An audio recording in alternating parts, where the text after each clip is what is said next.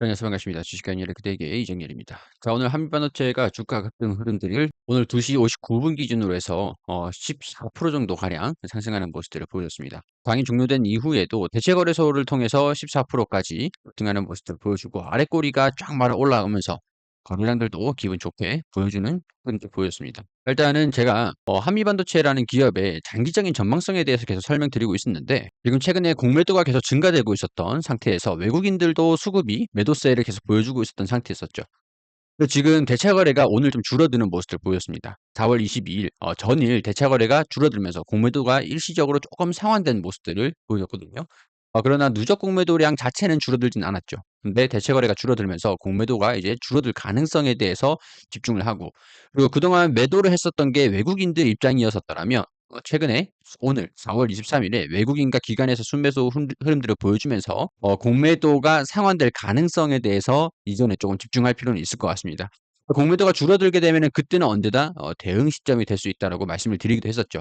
이 대응에 대한 타점을 잡지 못하시는 분들, 급등해 가지고 지금 대응을 잡는 것들보다는 대응이라는 거는 이제 평균 단가, 내 평균 단가가 얼마인지, 지금 대응을 잡았을 때 효율이 있을지, 그런 것들의 판단을 좀 냉정하게 하실 필요가 있기 때문에 도움이 필요하신 분들은 우리 여기 상단에 보넥스트 투자자분에서 종목 진단과 자문을 해 드리기 때문에 도움 필요하신 분들은 한미반도체라고 보내주시면 됩니다. 지금 도움을 받으시면서 대응을 잡아가시는 분들도 있으실 거라고 생각을 해요. 이렇게 급등한 이유와 이 상승세가 이어질 것인가라는 부분에서 우리가 고민을 좀 해보셔야 될 것 같은데 아직까지 소식은 굉장히 긍정적이게 계속 나와주고 있습니다. 슈퍼을 한미반도체 달래기 나선 SK하이닉스.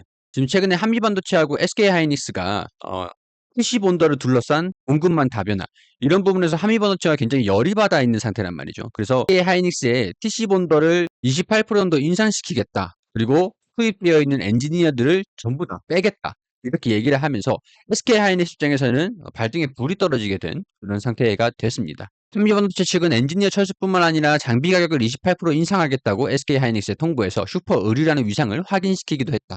이런 기사가 나왔었죠. 한미 측에서 엔지니어 철수가 되고 유지 보수 등의 문제가 생기게 될 경우에는 SK하이닉스가 지금 HBM을 중국이 바짝 추격하는 상태에서 마이크론의 장비가 넘어가게 되면은 생산성에서 엔비디아를 납품할 수 있는 HBM 생산에서 차질이 생길 수가 있기 때문에 이런 부분에서 단기 개선이 시급한 입장은 SK하이닉스가 된다라는 거죠. SK하이닉스가 올 들어서 후발주자인 하나세미텍에 420억 규모의 TC본드 14대를 주문한 것이 갈등의 도화선이 됐다.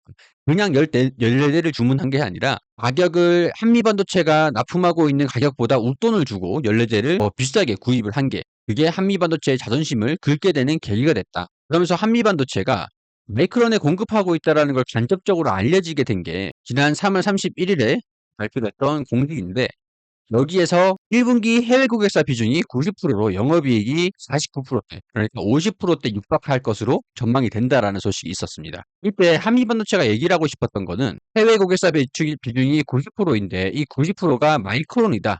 그거를 간접적으로 알려주고 싶었던 거였거든요. 근데 당시 발표를 했었던 매출액과 영업이익이 시장의 컨센서스 대비해서 조금 낮다라는 인식 때문에 주가가 하락하는 그런 계기가 되기도 했었죠.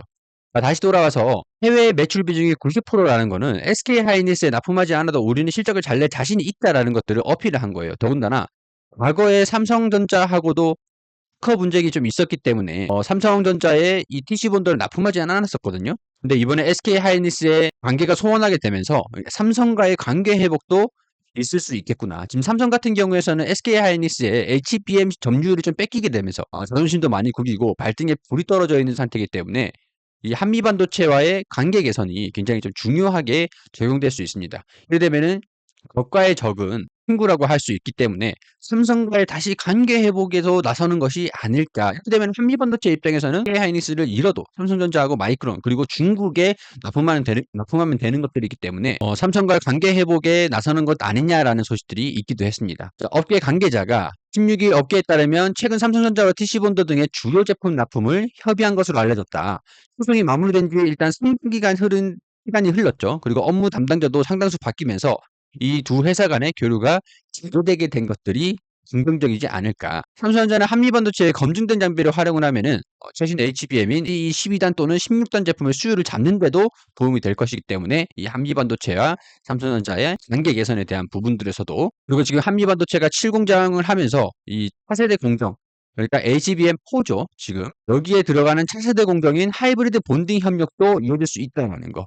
사실 SK 하이닉스가 아니더라도 한미반도체가 삼성전자에 납품을 할 수 있었다면 괜찮은 상황이었지만 삼성전자하고 특허 관련된 그 소송에서 한미반도체가 승소를 하게 되면서 삼성전자와 거래처를 단절시키게 되는 그런 과거가 있었기 때문에 이게 PC본더 제품을 삼성전자에 공급하지 않았었고 삼성전자가 구매를 안 했었던 거였죠. SK 하이닉스에 공급하게 되면서 SK 하이닉스가 HBM을 점유율을 끌어올리게 된 그런 계기가 되기도 했습니다. 그런데 이런 상황에서 SK 하이닉스하고 한미반도체가 HBM 제조 장비는 추가 계약이다? 이렇게 나와졌거든요. 일단은 SK 하이닉스 입장에서는 엔비디아에 납품하게 되는 HBM의 공급을 계속 끌어올리면서 이 엔비디아에 납품하게 되는 그 유지를 할 필요는 있습니다.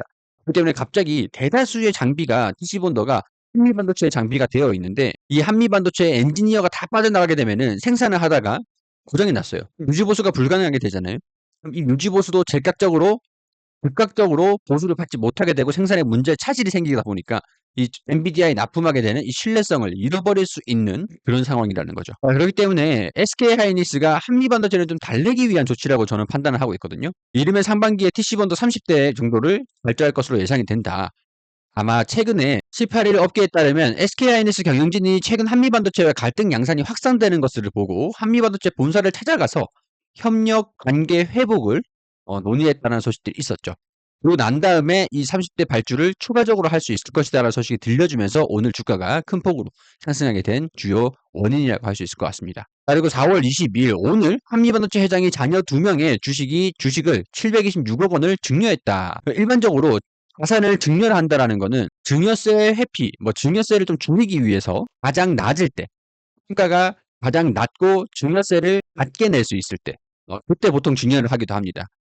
자녀 2명한테 주식 726억 원을 증여를 했다라는 소식이 들려주면서 이렇게 되면 지금 주가가 증여를 할 정도로 저평가되어 있는 계획이 아닌가. 한미반도체는 공식 입장을 밝히지 않은 채 거래 목적을 자녀 2인에게 증여만 한다고 전했다. 이런 소식들로 인해서 오늘 주가가 큰 폭으로 상승한 모멘텀이 됐다고 할 수 있을 것 같습니다. 그렇기 때문에 저 같은 경우에는 조금 더 추가적인 상승 흐름들도 기대를 해볼 수 있지 않을까 그런 생각들이 좀 들기도 해요. 한미반도체의 장밋빛 전망 사실 삼성전자하고 관계 회복이 나서면 훨씬 더 좋겠지만 마이크론하고 중국 기업이 HBM 추격에 속도를 내고 있기 때문에 한미반도체 입장에서는 장기적으로 고객이 떨어질 일은 없다고 보시면 될 것 같습니다. 이 내용을 보시면 지난해 HBM 제조형 PC본도 주요 공급 계약 내역 여기 보면은 계약 상대가 SK 하이닉스고 이 마이크론이었죠. 그리고 2024년 6월 7일 그리고 최근에 2025년도 들어서 이 마이크론의 이 공급 금액이 더 추가적으로 더 늘어났을 거라고 보는 거죠. 왜냐하면 해외 매출 비중이 90%이기 때문에 마이크론과 중국 기업이 HBM 제조 핵심인 PC본더를 생산하는 한미반도체에 러브콜을 보내고 있기 때문에 이 한미반도체는 중국 기업들과 이 마이크론을 뒷배를 삼아서 SK 하이닉스를 강하게 압박을 할 수 있는 배경이라고 할 수가 있겠죠. 이 마이크론 같은 경우에는 지난 1월에 싱가포르의 패키징 장비에 패키징 라인 착공에 들어갔고 미국 아이다호, 일본 히로시마, 대만에도 HBM 생산 설비를 준비하고 있기 때문에 올해 한 자릿수인 HBM 시장 점유율을 20에서 25% 수준까지 끌어올릴 방침이기 때문에 이 HBM에서도 강한 자신감을 보여주고 있다. 그렇기 때문에 이 TC본더 시장에서도 한미반도체 시장 1위 지위를 갖고 있기 때문에 한미반도체 TC본더에 굉장히 관심이 많은 상태고 실제로 대량 수주에도 성공을 했고 지난 1월 싱가포르 공장 착공식에도 이 한미반도체 회장을 초청한 적이 있을 정도였죠. 그리고 HBM 생산에 속도를 내고 있는 중국 기업들 같은 경우에서도 양산 체제를 갖추면서 TC본더 수요가 증가된 것으로 전해진다. 그리고 가격 인상 통보를 했었죠. TC본더를 SK하이닉스에 1대당 20억 원 후반에 납품을 했지만 마이크론에는 30억 원대 중국 기업에는 40억 원대에 공급하신 것으로 알려졌다. 그리고 SK하이닉스에도 25% 이상의 TC본더 가격 인상을 통보했다.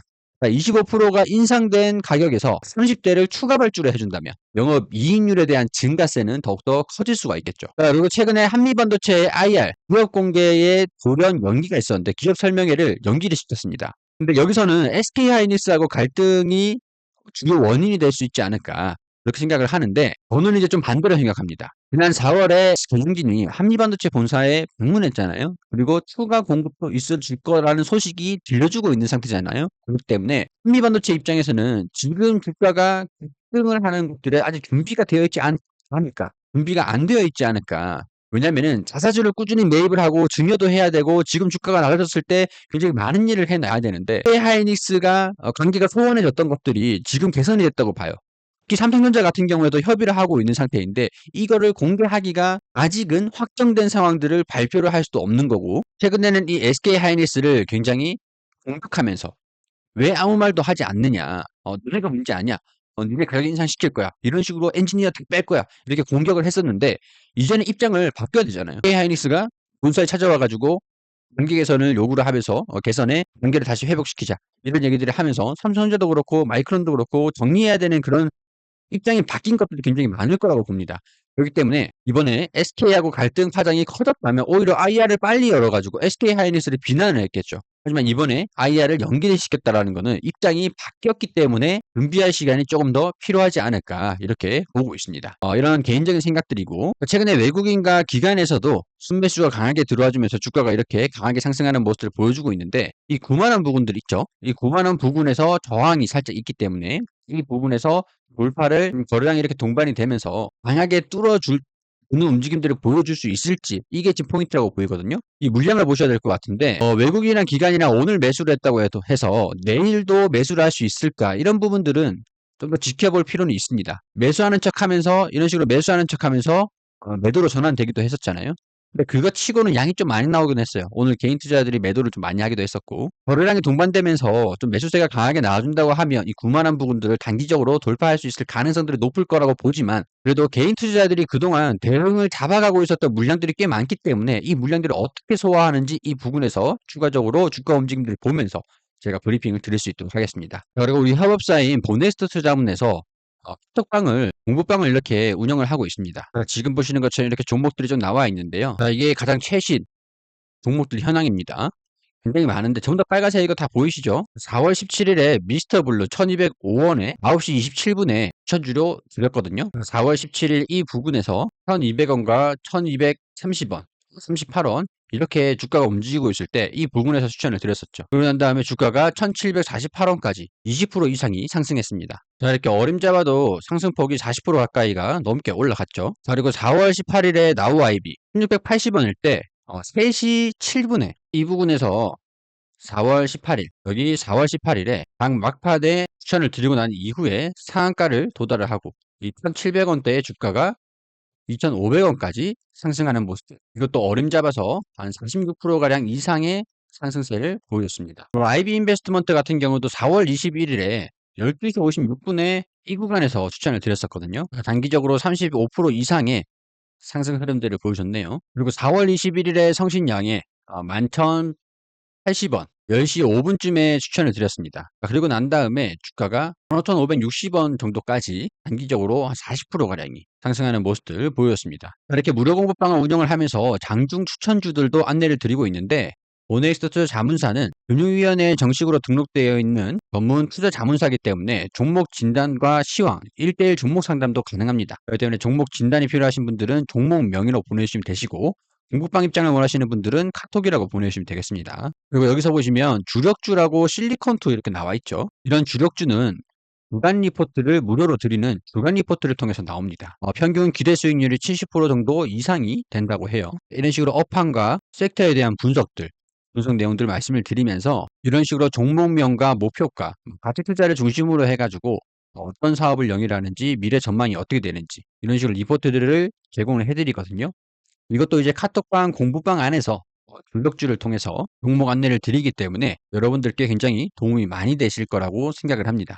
또 무료로 드리고 있으니까요. 주력주하고 공부방 입장을 원하시는 분들은 문자 신청해 주시면 됩니다. 010-2230-1350으로 주력주라고 보내시면은 오넥스트 투자 자문의 안내를 받으실 수가 있으실 거예요. 그럼 저는 여기서 인사드리고 다음 영상으로 찾아뵙도록 하겠습니다. 구독과 좋아요 잊지 마시고요. 이런 내용들은 투자 판단은 여러분들이 해주시고 개인적인 투자 의견이기 때문에 단순히 참고만 해주시기를 당부드리도록 하겠습니다.